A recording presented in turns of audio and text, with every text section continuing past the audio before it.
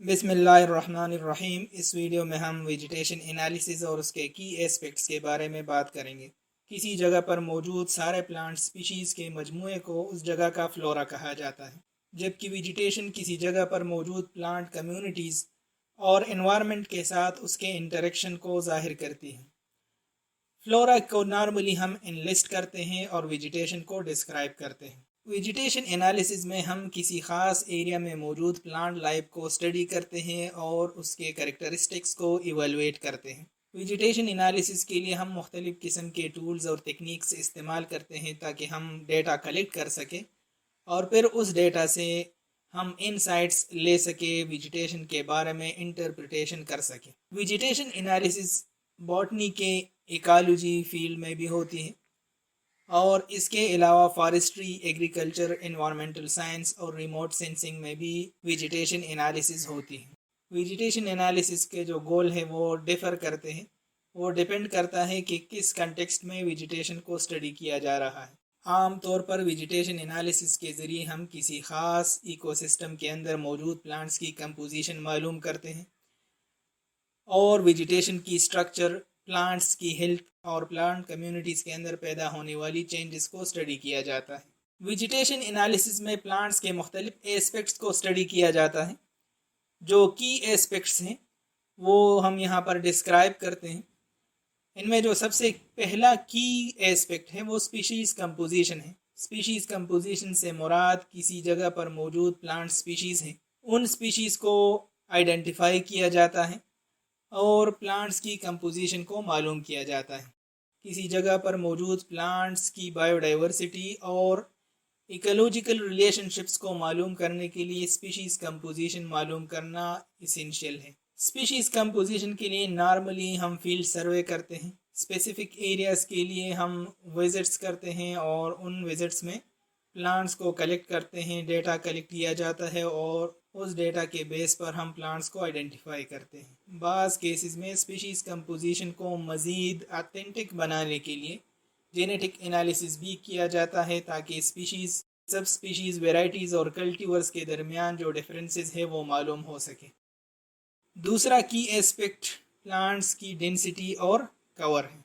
Unit area में कितने plant species पाए जाते हैं इसको प्लांट की डेंसिटी कहा जाता है और कितने ग्राउंड एरिया को प्लांट्स कवर करते हैं वो उसका कवर कहलाता है। हैबिटेट के स्ट्रक्चर और इकोसिस्टम के फंक्शंस को समझने के लिए डेंसिटी और कवर का मालूम करना लाजमी है। वेजिटेशन एनालिसिस का एक मेन एस्पेक्ट वेजिटेशन की स्ट्रक्चर मालूम करना है।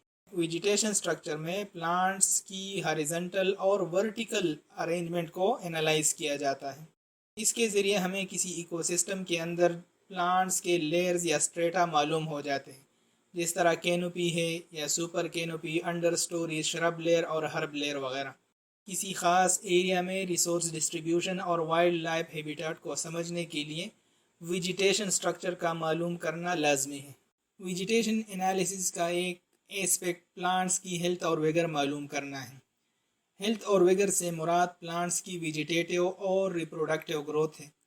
वेजिटेटिव ग्रोथ में रूट और शूट सिस्टम और उसके सारे आर्गन की शेप, साइज, कलर वगैरह को देखा जाता है और रिप्रोडक्टिव ग्रोथ में फ्लावर की फॉर्मेशन और लाइफ साइकिल की कंप्लीशन और यील्ड की क्वांटिटी को देखा जाता है। इसके साथ साथ प्लांट्स की पैथोजन्स के ख़िलाफ़ ससेप्टिबिलिटी और रेजिस्टेंस और मुख्तलिफ़ किस्म के बायोटिक और एबायोटिक स्ट्रेसेस के बारे में एडाप्टेशंस को भी देखा जाता है। प्लांट्स की हेल्थ और विगर अगर हमें मालूम हो जाए तो हमें किसी एरिया की ओवरऑल इकोलॉजिकल हेल्थ और एनवायरमेंटल कंडीशन में आने वाले चेंजेस के असरात का पता चल जाता है। वेजिटेशन एनालिसिस में जो की एस्पेक्ट स्टडी किए जाते हैं उनमें से एक सक्सेशन और डिस्टर्बेंस भी है। किसी भी जगह पर मौजूद वेजिटेशन स्टैटिक नहीं होती बल्कि उसमें कंटिन्यूसली चेंजेस आते रहते हैं और वो हमें प्राइमरी और सेकेंडरी सक्सेशन की सूरत में नज़र आते हैं। वेजिटेशन के अंदर ये जो चेंजेस हैं कुछ नेचुरल प्रोसेसेस की वजह से पैदा होते हैं और कुछ ह्यूमन एक्टिविटीज़ की वजह से भी पैदा होते हैं। सक्सेशनल चेंजेस नेचुरल और आर्टिफिशियल फायर्स, लॉगिंग और अर्बन डेवलपमेंट की वजह से पैदा होते हैं। प्लांट्स की सक्सेशन को स्टडी करके हम इकोलॉजिकल सक्सेशन और उसकी रेजिलियंस को मालूम कर सकते हैं। वेजिटेशन एनालिसिस के की एस्पेक्ट्स में से एक रिमोट सेंसिंग भी है। रिमोट सेंसिंग में हम एरियल या सैटेलाइट इमेजरी बनाते हैं, जिसके ज़रिए हम लार्ज स्केल पर वेजिटेशन पैटर्न्स और टाइम के साथ साथ वेजिटेशन के अंदर पैदा होने वाली चेंज को मॉनिटर कर सकते हैं।